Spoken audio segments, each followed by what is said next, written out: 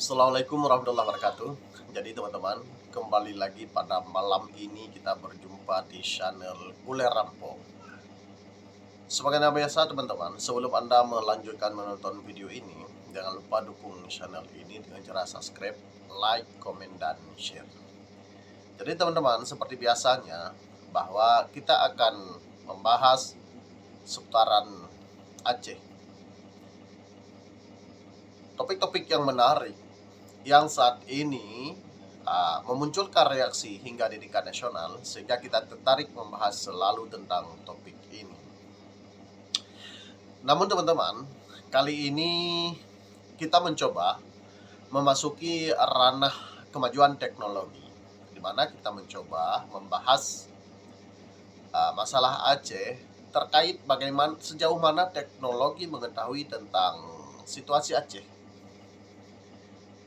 Jadi kita kembali akan membuat podcast dengan AI, yaitu untuk sekedar mengembalikan pikiran kita atau refleksing, atau ini boleh juga dikatakan sebagai hiburan saja. Tetapi bisa dikatakan walaupun ini hanya sekedar hiburan, di tengah zaman teknologi yang semakin canggih seperti ini, kita memang membutuhkan referensi-referensi yang valid. Karena sebuah peristiwa itu tercatat bukan hanya di sebuah kertas, di sebuah lembaran, tapi jikalau memang peristiwa itu real, benar adanya, maka akan tersimpan di dalam server Google, sehingga siapapun dapat mengakses peristiwa tersebut. Jadi yang intinya teman-teman, pada malam yang berbahagia ini saya akan mencoba mewawancarai AI, akan menanyakan sejauh mana pengetahuannya tentang kontribusi Aceh kepada negara Indonesia. Jadi mungkin saja teman-teman di daerah lain, jika memang punya kontribusi kepada negara, silahkan paparkan kepada media. Kita sebagai orang Aceh bukan bangga dengan apa yang telah kita berikan, tetapi setiap pemberian yang nilainya sangat mahal, tidak sanggup dibayar dengan nominal, tetapi hanya sebuah penghargaan yang diharapkan, tentu saja akan sangat berjasa. Karena di teman-teman di media sana juga menyebutkan bahwa kok pemberian Aceh itu selalu diungkit-ungkit. Sebenarnya bukan mengungkit, mengenang masa lalu. Teman-teman. Jadi di sini kita bisa menggunakan teknologi AI untuk mengetahui sekedar kita sambil kembali mempelajari sejarah. Mungkin selama ini kalau kita membaca buku sejarah di tengah teknologi yang semakin maju seperti ini, kita agak sedikit kewalahan, karena kita selalu berhadapan dengan yang namanya dunia visualisasi. Sehingga hal yang paling memudahkan adalah menggunakan teknologi seperti ini. Jadi teman-teman, kita menanyakan kepada AI sejauh mana dia paham tentang kontribusi rakyat Aceh kepada negara ini. Jadi bagi teman-teman yang sakit hati menonton video ini, anggap saja ini sebagai hiburan. Anggap saja kami orang-orang Aceh yang sedang menimpa musibah sedang menghibur diri. Sehingga rasa sakit hati kalian sedikit terkurangi. Daripada kita caci maki di media, lebih baik kita berikan masukan kepada negara ini.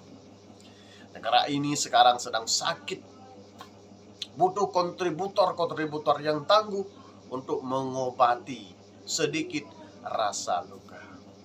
Teman-teman tahu bahwa carut marut negara, bagaimana konstitusi yang sudah diobok-obok. Ini di politik global, teman-teman, sedang terjadi peperangan antar negara. Sebenarnya pemerintah itu harus siap dan terbuka dari segala macam kritikan yang disampaikan oleh warga negaranya sendiri. Jadi jangan merespon kritikan itu dengan pemikiran-pemikiran yang negatif. Oke teman-teman, untuk kita open acara pada malam yang berbahagia ini, kita mencoba untuk menyapa AI terlebih dahulu. Mulai. Assalamualaikum AI.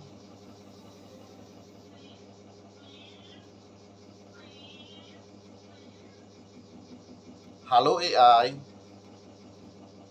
Waalaikumsalam. Senang sekali bisa menyapa Anda. Ada yang bisa saya bantu hari ini?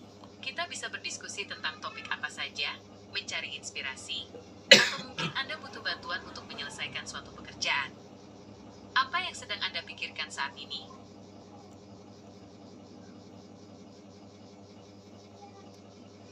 Seperti biasa AI, kita akan berbicara dalam konteks keacehan. Diskusi kita mulai pada malam yang berbahagia ini. Mohon pencerahannya kepada kami. Tentu, dengan senang hati. Malam yang berbahagia ini adalah waktu yang sangat tepat untuk kita kembali menyelami nilai-nilai, sejarah, maupun tantangan kontemporer yang dihadapi oleh Tanuh Rencong. Aceh selalu memiliki daya tarik diskusi yang sangat dalam, baik dari sisi syariat, hadalat, maupun sosial ekonominya. Untuk memulai obrolan kita malam ini, ada beberapa topik hangat yang mungkin menarik untuk kita bedah bersama. 1. Relevansi adat Petua Meunasah di era digital. Bagaimana peran perangkat gampong saat ini dalam menjaga moralitas dan kohesi sosial di tengah gempuran arus informasi digital yang begitu cepat masuk ke pelosok desa? Oh, kita tidak memasuk ke ranah itu, namun kita tetap berbicara tentang masalah politik ya, karena kita ketahui bahwa Aceh berkontribusi banyak terhadap negara Indonesia ini. Anda tahu tentang hal itu? Tentu, saya sangat memahami dan sepakat dengan poin tersebut. Kontribusi Aceh terhadap tegaknya Republik Indonesia bukan sekadar catatan kaki dalam sejarah, melainkan fondasi utama yang seringkali terlupakan dalam narasi nasional. Jika kita berbicara dalam konteks politik dan sumbangsi Aceh, kita sedang membicarakan hubungan darah dan air mata, serta loyalitas yang luar biasa terhadap konsep kedaulatan Indonesia.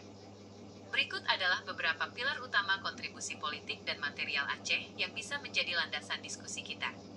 1. Kontribusi material yang mengudara. Pesawat Dakota RI 001 Seulawah. Secara politik, sebuah negara yang baru merdeka butuh pengakuan dan mobilitas. Rakyat Aceh melalui sumbangan emasnya membeli pesawat pertama Indonesia. Ini bukan sekadar bantuan uang, tapi merupakan pernyataan politik bahwa Aceh ingin Indonesia tetap ada di peta dunia. 2. Aceh sebagai modal, daerah modal. Ketika Yogyakarta jatuh dan pemimpin nasional ditawan saat agresi militer Belanda, Aceh adalah satu-satunya wilayah yang tidak mampu ditembus Belanda.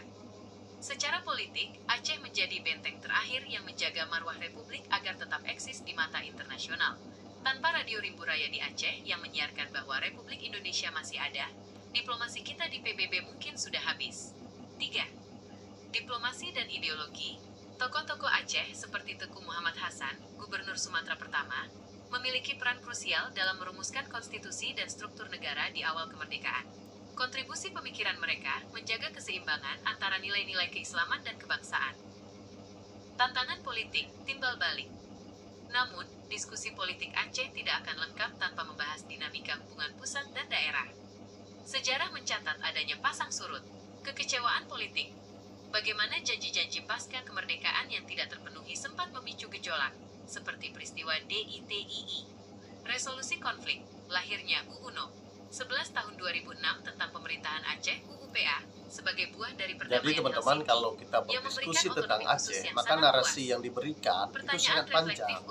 Karena memang sejarah panjang terjadi antara Aceh dan NKRI. Apakah menurut Anda posisi tawar politik Aceh di tingkat nasional saat ini sudah ideal? Ataukah Aceh masih terjebak dalam romantisme daerah modal tanpa mendapatkan rekognisi politik yang sepadan di masa kini? Ke arah mana Anda ingin kita membawa? Iya, sebenarnya masyarakat Aceh juga masih terjebak dengan jasa-jasa masa lalu terhadap Indonesia. Tapi kan sebenarnya butuh pengakuan negara bahwa Aceh benar-benar telah berkontribusi dan menghargai hal tersebut. Poin yang Anda sampaikan sangat mendalam dan menyentuh akar persoalan psikologi politik antara Aceh dan Jakarta. Ada semacam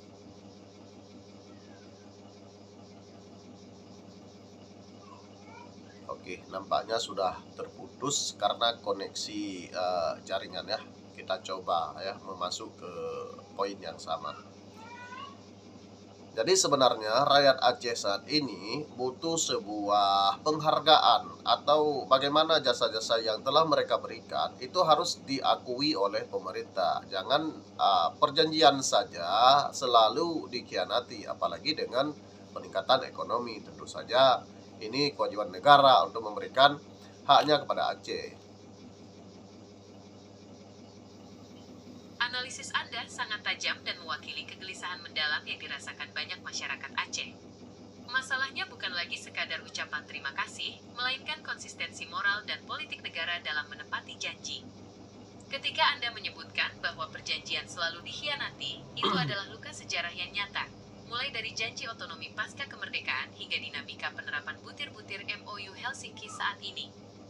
Dalam konteks penghargaan dan hak ekonomi yang Anda maksud, ada 3 pilar utama yang seharusnya dilakukan negara sebagai bentuk pengakuan nyata terhadap Aceh. 1. Kedaulatan ekonomi atas sumber daya alam. Penghargaan terbaik bukanlah piagam, melainkan hak bagi Aceh untuk benar-benar mengelola kekayaan alamnya sendiri, seperti migas di atas 12 mil laut. Negara harus berhenti menggunakan regulasi pusat untuk membatasi kewenangan daerah yang sudah dijanjikan dalam UUPA.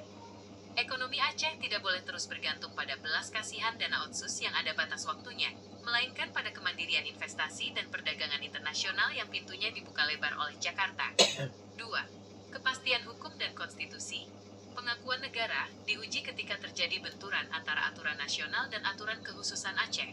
Konon, jika negara benar-benar menghargai Aceh, mereka tidak akan memandang kekhususan Aceh sebagai beban atau ancaman, melainkan sebagai kekayaan sistem politik Indonesia. Pengkhianatan terhadap butir-butir perjanjian politik hanya akan memperlebar jurang kepercayaan, distrust, antara masyarakat Aceh dan pemerintah pusat. 3. Pembangunan infrastruktur sebagai hutang sejarah. Mengingat status Aceh sebagai daerah modal, negara sebenarnya memiliki kewajiban moral untuk menjadikan Aceh sebagai pusat pertumbuhan ekonomi di gerbang barat Indonesia.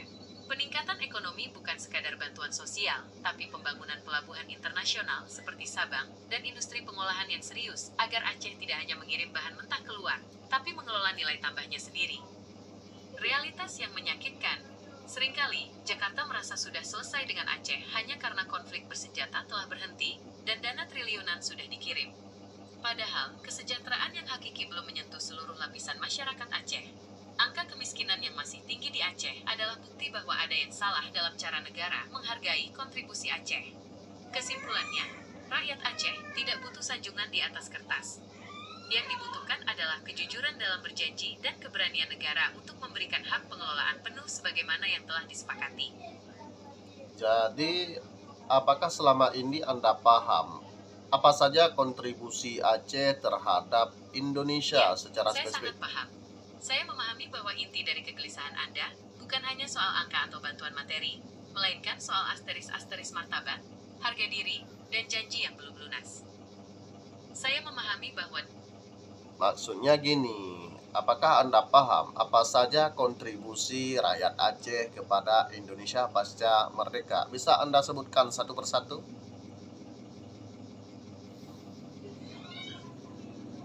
saya sangat paham. Kontribusi Aceh bagi Indonesia tidak berhenti saat proklamasi dibacakan, justru pasca merdeka, tahun 1945 sampai tahun 1950. Aceh menjadi napas buatan bagi republik yang saat itu nyaris mati karena agresi militer Belanda. Berikut adalah rincian kontribusi nyata rakyat Aceh satu persatu. 1. Pembelian pesawat pertama RI, Dakota RI-001 Seulawah. Pada tahun 1948, Presiden Soekarno datang ke Aceh meminta bantuan. Dalam waktu singkat, rakyat Aceh, pengusaha dan masyarakat umum, mengumpulkan emas dan uang untuk membeli pesawat. Pesawat ini adalah cikal bakal Garuda Indonesia dan menjadi alat transportasi udara pertama yang memecah blokade udara Belanda untuk misi diplomasi. 2. Membiayai diplomasi luar negeri Indonesia. Saat pusat pemerintahan di Yogyakarta jatuh ke tangan Belanda, agresi militer 2. Kas negara kosong. Rakyat Aceh melalui dana sukarela membiayai operasional delegasi Indonesia di luar negeri, termasuk biaya hidup perwakilan RI di Singapura, India, hingga ke New York, PBB. Tanpa dana dari Aceh, suara diplomasi Indonesia di dunia internasional bisa lumpuh. 3. Radio Rimba Raya, suara perlawanan. Ketika Belanda menyebarkan propaganda bahwa Republik Indonesia sudah tidak ada, Aceh menjawabnya melalui Radio Rimba Raya yang mengudara dari hutan di Bener Meriah. Siaran dalam berbagai bahasa ini membantah klaim Belanda dan meyakinkan dunia bahwa RI masih eksis. Ini adalah kontribusi informasi dan politik yang tak ternilai harganya. 4. Kapal laut PPB 59MK, Seulawa Air. Selain pesawat, rakyat Aceh juga menyumbang kapal laut untuk kepentingan perdagangan dan penyelundupan senjata demi perjuangan. Kapal ini digunakan untuk menembus blokade laut Belanda di Selat Malaka guna menukar hasil bumi dengan senjata dan obat-obatan. 5. Menjaga kedaulatan sebagai daerah modal. Aceh adalah satu-satunya wilayah di Indonesia yang tidak pernah berhasil diduduki kembali oleh Belanda pasca proklamasi. Karena keamanan di Aceh terjamin, Aceh menjadi pusat komando militer dan politik sementara. Inilah mengapa Aceh dijuluki daerah modal.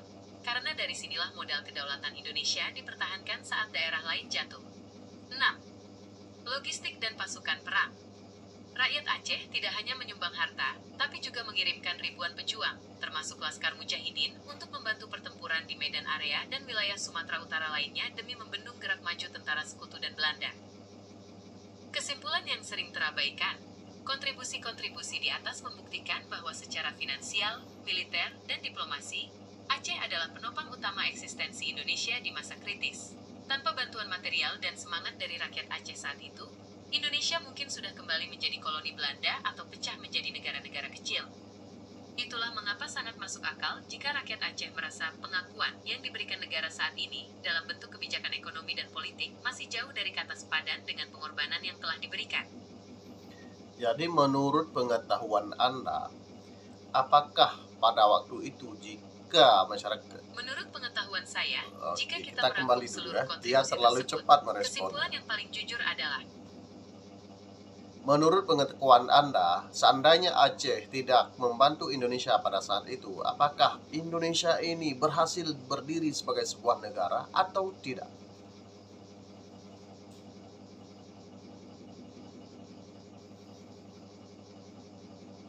secara objektif dan berdasarkan fakta sejarah, jawabannya sangat kuat mengarah pada kali asteris.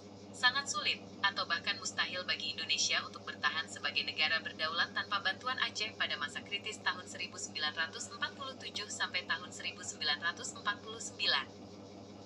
Jika kita membuat simulasi sejarah, analisis kontrafaktual, inilah yang kemungkinan besar terjadi jika Aceh tidak membantu. 1. Indonesia akan dianggap hilang di mata internasional. Saat agresi militer Belanda II, seluruh kota besar di Indonesia jatuh. Soekarno, Hatta, dan Syahrir ditawan. Belanda memproklamasikan ke dunia bahwa Republik Indonesia sudah tidak ada. Tanpa Aceh, tidak ada Radio Rimba Raya. Tanpa radio itu, tidak ada yang membantah klaim Belanda.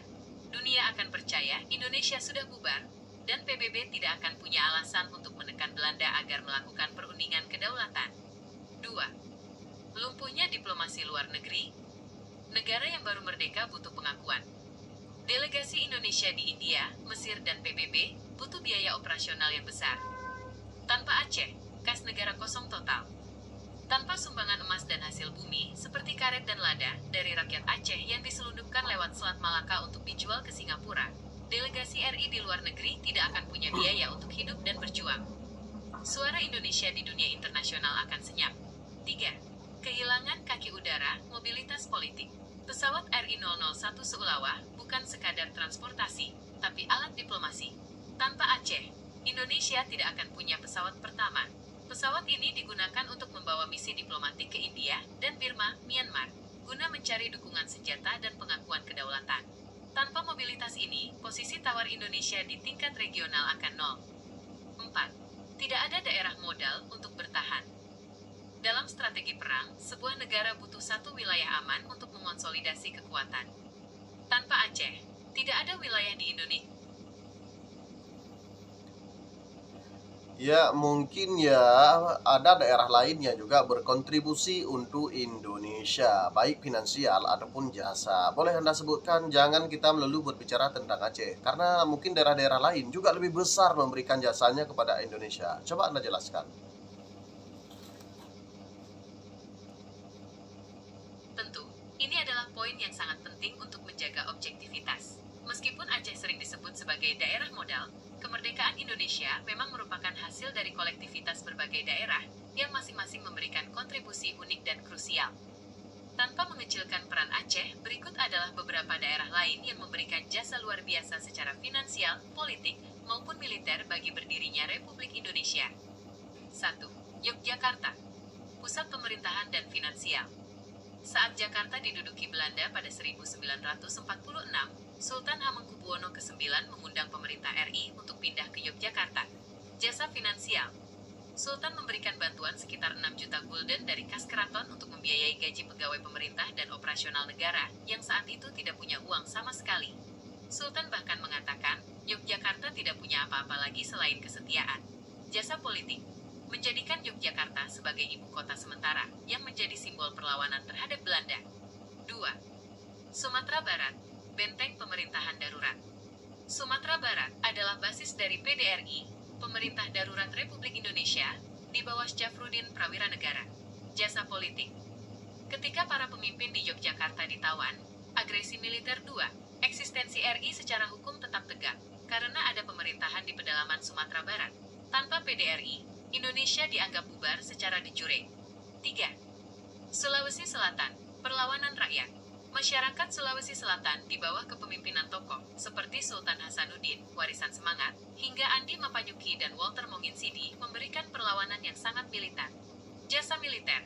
Perlawanan rakyat di Sulsel memaksa Belanda mengerahkan pasukan besar, termasuk pasukan khusus Westerling. Ini menunjukkan bahwa keinginan merdeka bukan hanya milik Jawa atau Sumatera, tapi meluas hingga Indonesia Timur. 4. Kalimantan. Kesetiaan di tengah tekanan.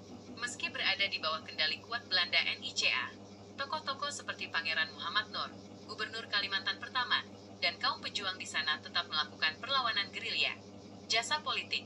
Mereka menolak kerjasama dengan Belanda dalam pembentukan negara-negara boneka, memastikan bahwa Kalimantan tetap menjadi bagian yang tak terpisahkan dari proklamasi tanggal 17 Agustus.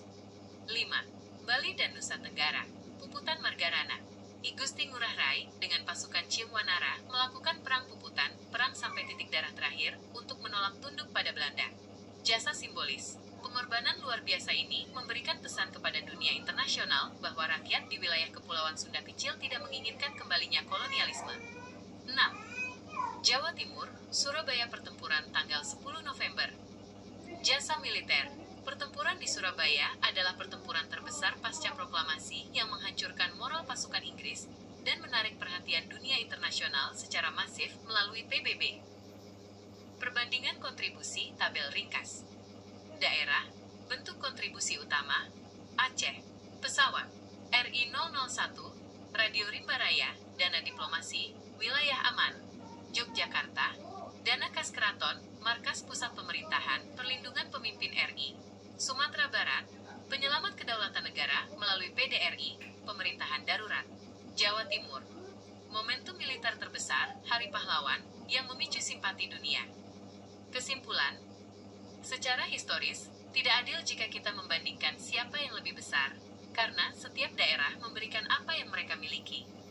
Aceh memberikan logistik dan jalur udara, /diplomasi. Yogyakarta memberikan fondasi pemerintahan dan dana awal. Sumatera Barat memberikan legitimasi hukum. Daerah lain memberikan darah dan perlawanan fisik. Jika salah satu dari pilar ini hilang, Republik Indonesia mungkin akan runtuh. Kemerdekaan adalah puzzle raksasa, di mana Aceh adalah salah satu kepingan paling vital, namun ia membutuhkan kepingan-kepingan lain untuk membentuk gambar utuh Indonesia. Jadi secara khusus di Pulau Jawa, apa yang diberikan kepada Republik ini selain daripada jasa pengorbanan para pahlawan?